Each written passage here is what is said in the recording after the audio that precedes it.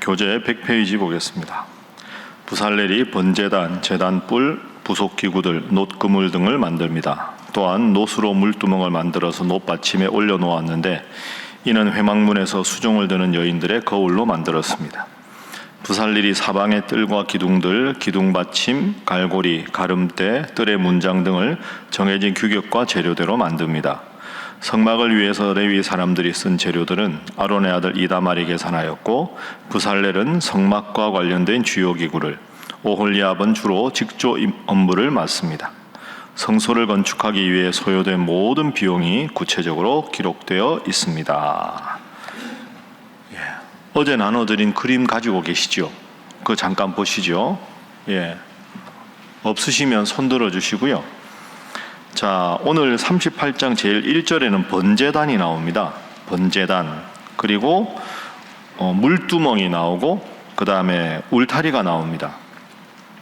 1번 성막의 전경 보시면 저기 그 입구 들어가서 저기 안에 그 성막 들어가기 전에 번제단하고 물두멍이 1번에 보이실 텐데요.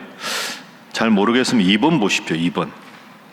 2번의 성막기구 배치도에 보면 어제 우리가 본 것이 왼쪽에 있던 법궤, 그리고 분향단, 진설병상 등대, 이걸 우리가 37장에서 봤습니다. 오늘 38장은 그 바깥에 있는 뜰, 물두멍, 번제단, 그리고 바깥 울타리 이렇게 됩니다.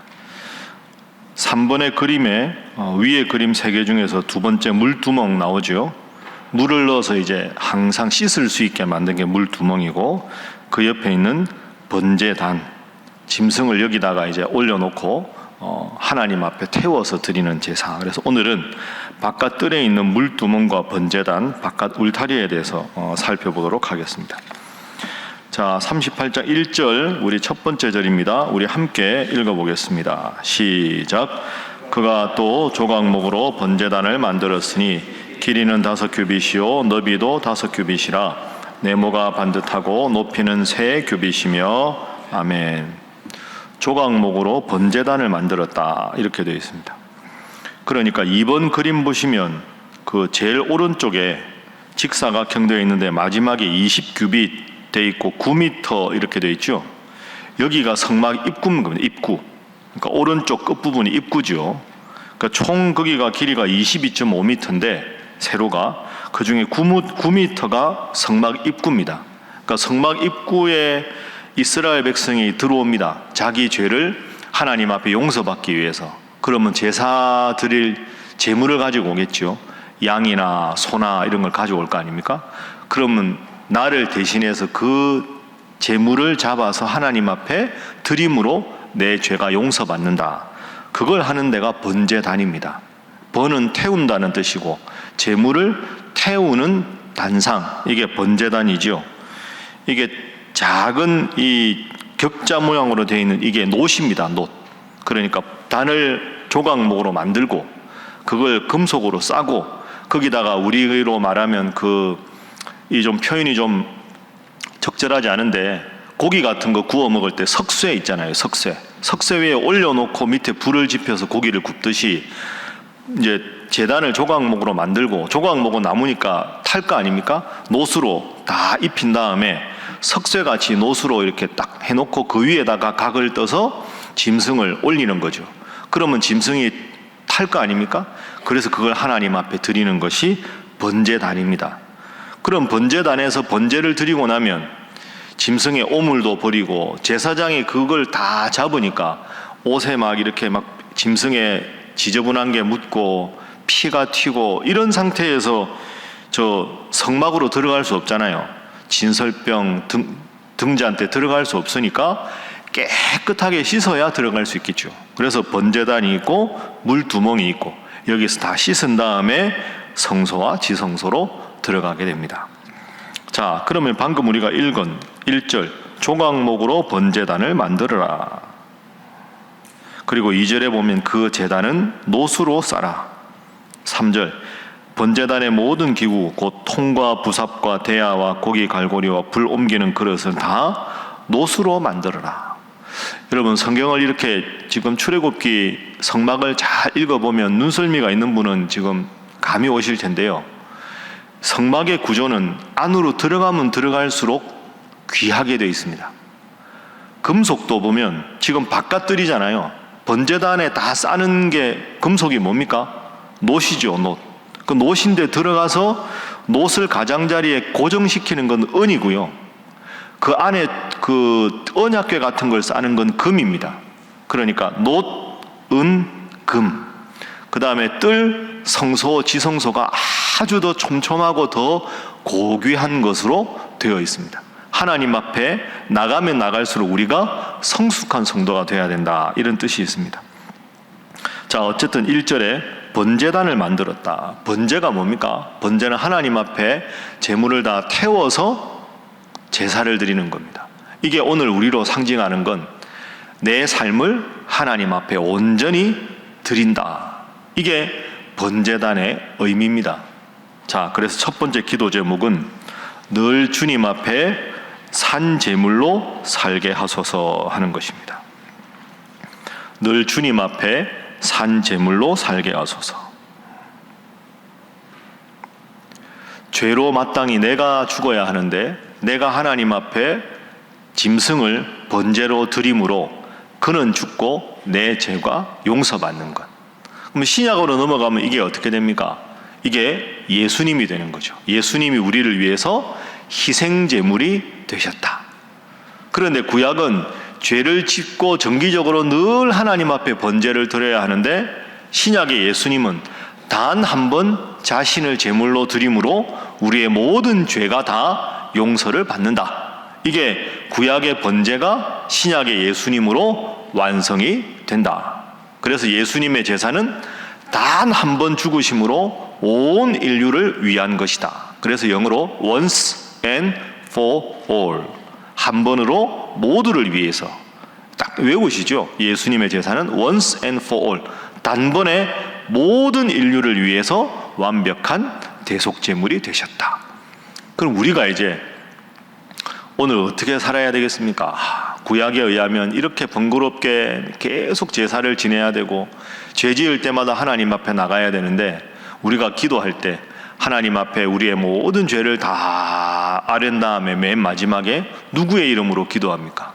예수님의 이름으로 기도합니다 라는 말은 이 모든 죄는 예수님께서 내 모든 죄를 지고 번제물이 되셨으니 그분의 힘에 의탁해서, 그분의 은혜에 의탁해서 기도합니다. 예수님의 이름이 들어가면 하나님은 그 모든 죄를 다 용서해 주신다.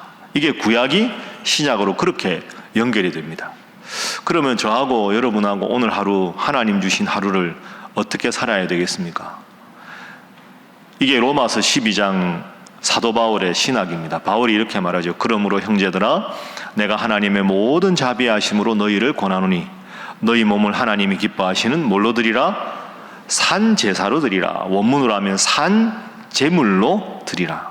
구약의 번제는 죽여야 되잖아요. 그럼 우리가 죽으면 안 되잖아요. 산 제물로 하루하루를 살아가라.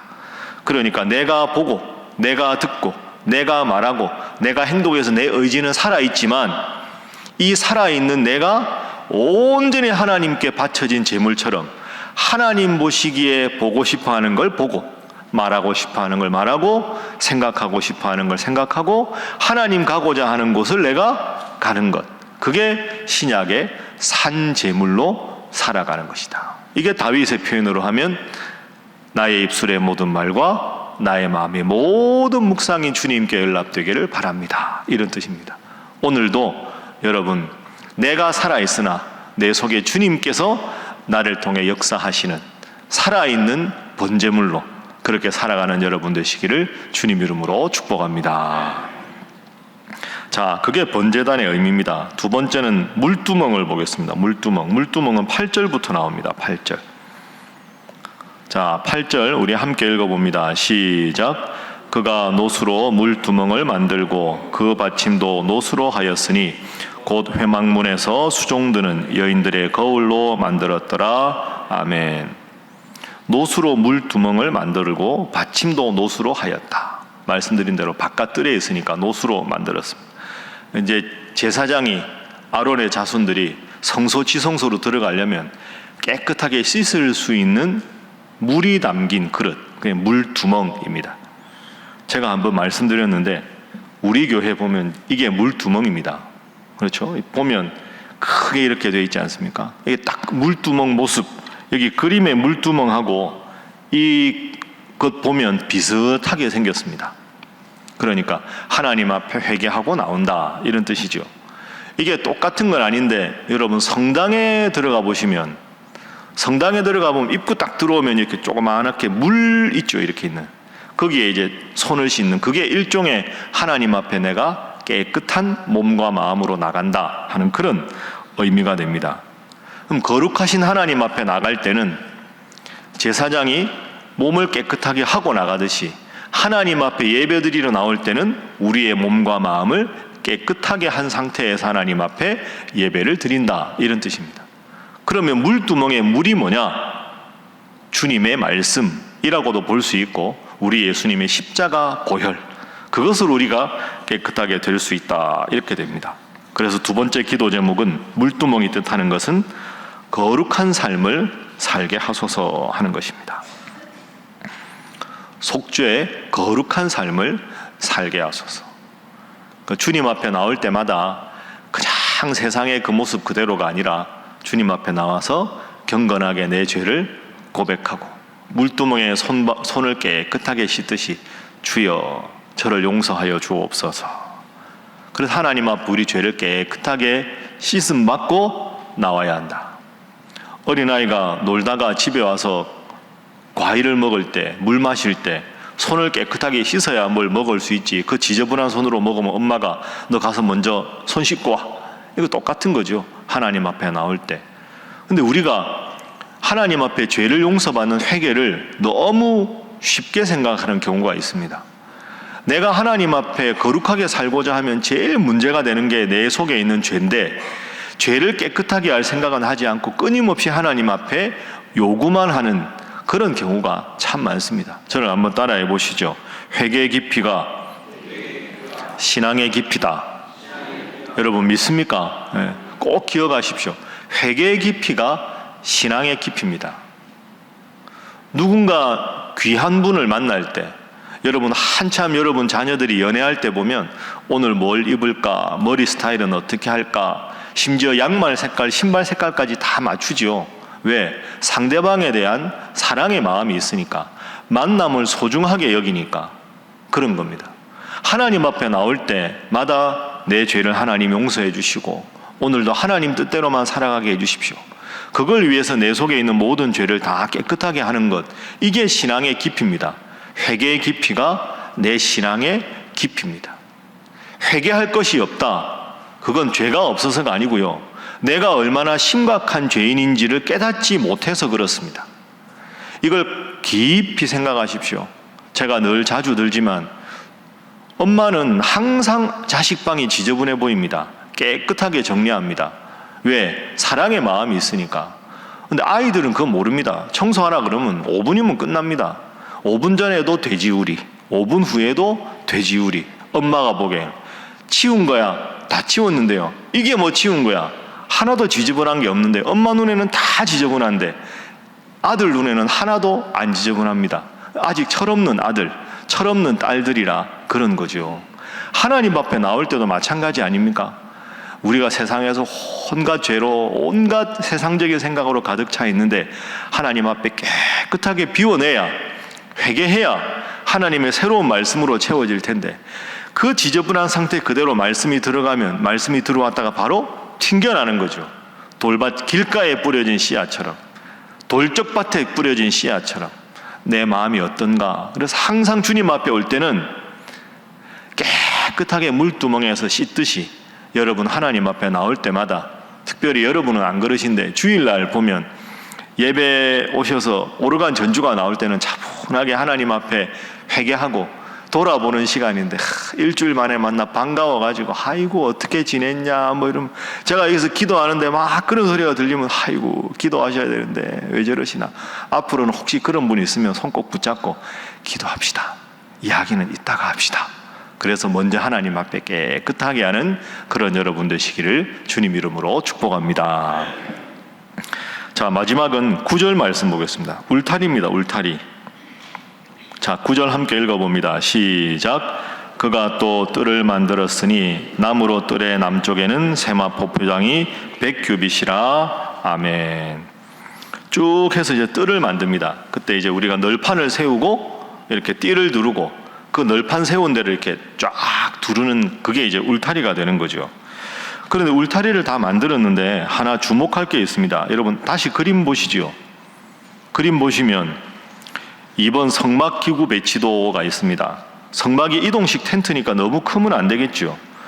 성막의 가로가 몇 규빗입니까? 100규빗이라고 돼 있지요. 100규빗은 45m. 세로는 몇 규빗입니까? 50규빗, 22.5m. 오른쪽 보시면 입구, 그죠? 22.5m 중에서 성막의 입구가 몇 규빗입니까? 20규빗. 미터로 하면 9m. 넓지요. 여러분 22.5m 밖에 안 되는데 입구가 9m면 상당히 넓은 겁니다. 그렇죠. 그냥 한두 명 들어가고 하는데 뭐 9m까지 될 게 있습니까?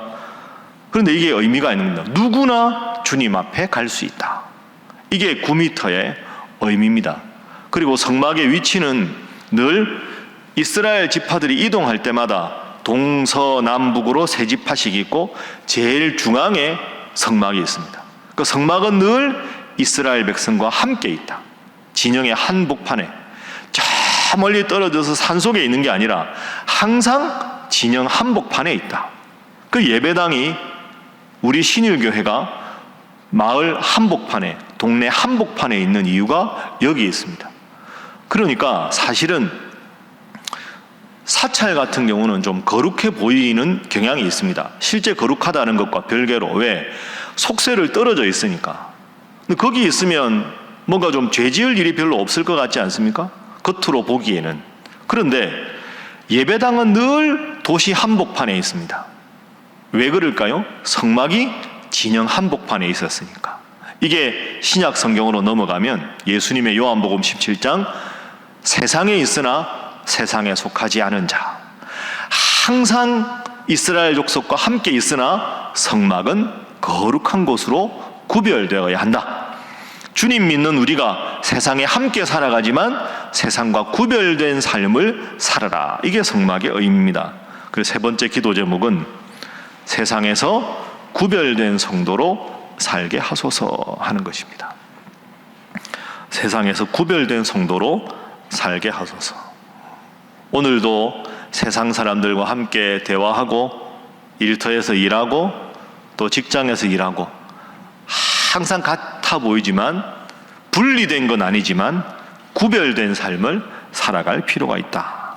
그래서 오늘 기도 제목 정리하면 우리 오늘 세 가지 번제단을 생각하면서 늘 내 삶을 주님 앞에 산제물로 드리는 삶을 살게 하시고 물두멍 늘 주님 앞에 나올 때마다 정결하게 우리의 죄를 회개하고 세상에 살지만 세상과 구별된 그런 삶을 살게 하여 주옵소서.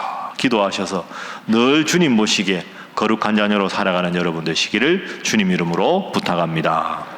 함께 기도하겠습니다. 주여 믿습니다. 주여 믿습니다. 주여 믿습니다.